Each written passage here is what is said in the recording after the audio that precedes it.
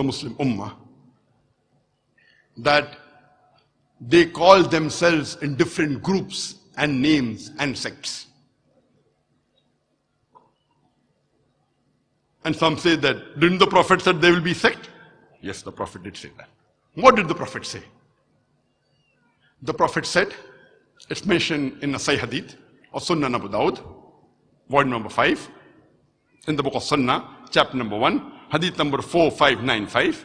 The beloved Prophet Muhammad said that the Jews were divided into 71 or 72 sects.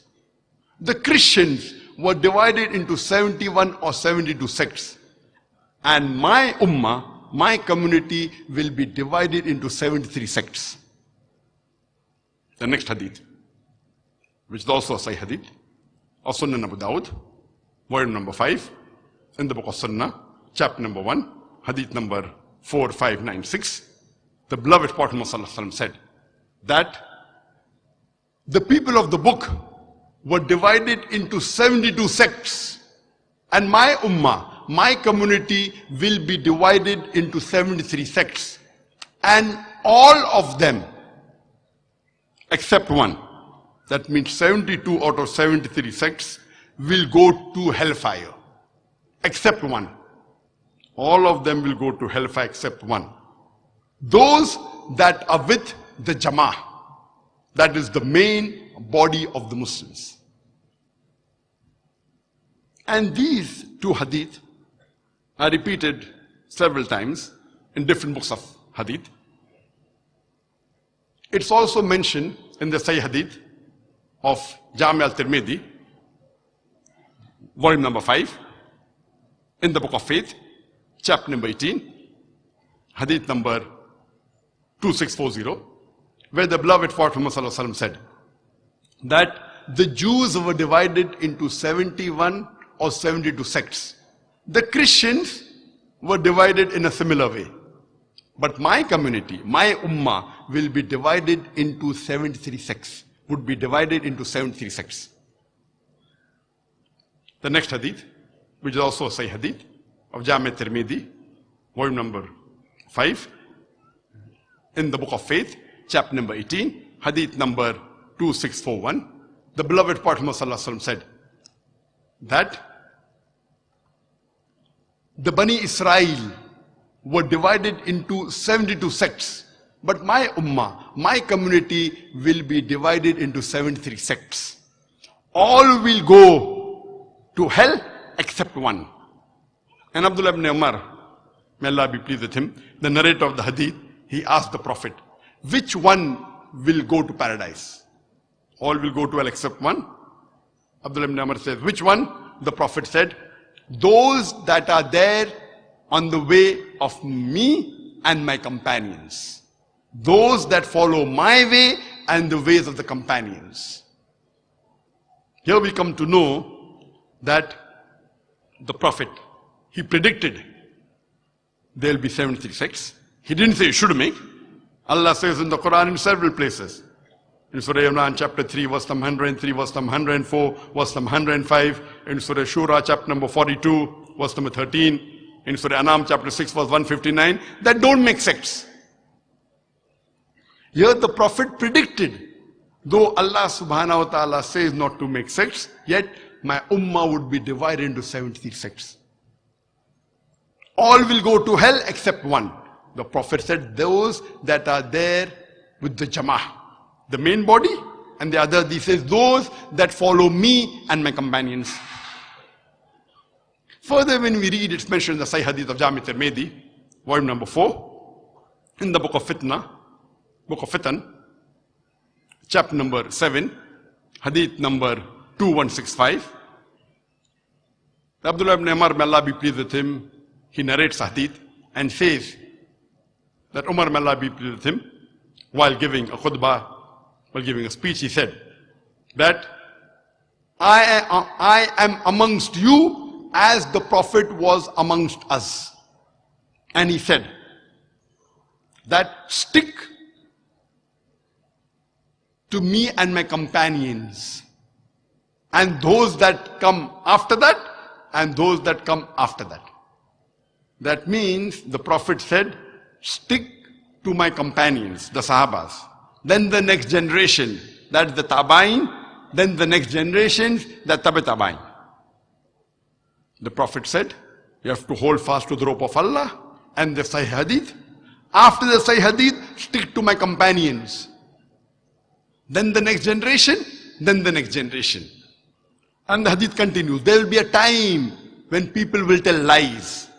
And a person will even lie when he is not even asked for an oath. People will give testimony when they are not asked for testimony. And the Hadith continues. That when a man is with a woman alone, the shaitan is a partner. And the Hadith continues. If a man is alone, there are chances that the shaitan is with him. But if there are two, the shaitan is further away. Therefore, if you want to enter paradise, stick with the Jama'ah. This hadith also emphasizes that if you want to go to paradise, stick with the Jama'ah.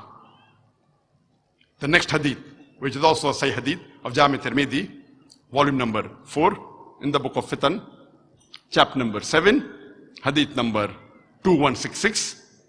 The Prophet ﷺ said that Allah's hand is on the Jama'ah.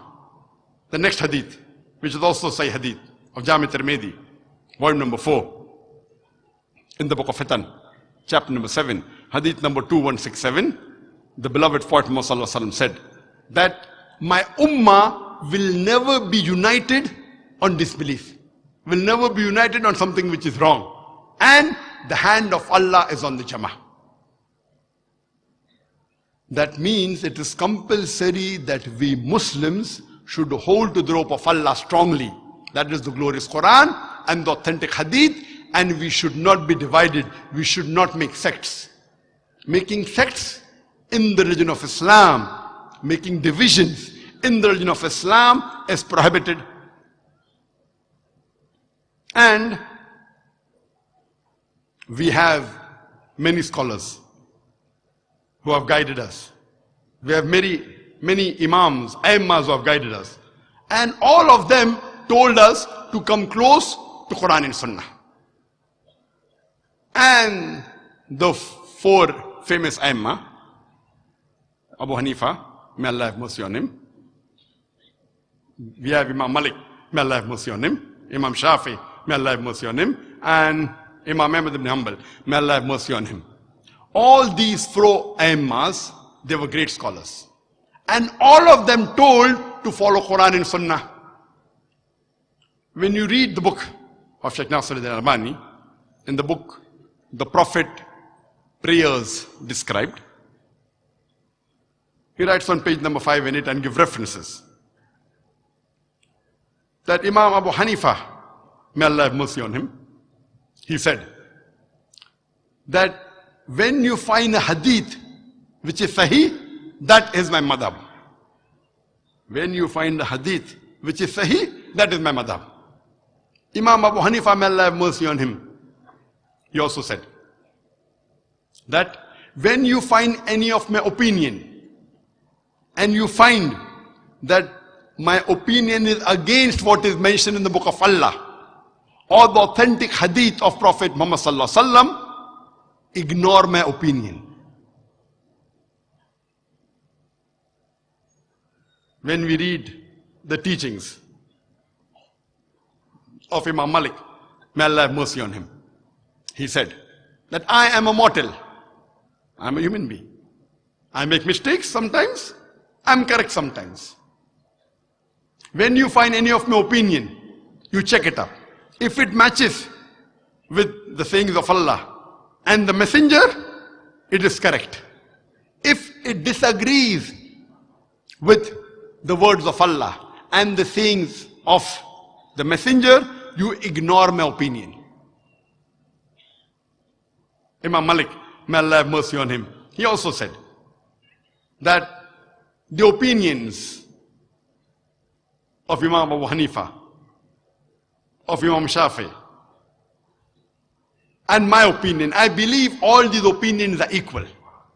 But the truth is what has been said by Allah, His Messenger, and the companions. That means he believes that all these opinions are equal, but we have to check it up with Allah and the hadith of Muhammad sallallahu alaihi wasallam and the sayings of the companions, and then decide which is correct.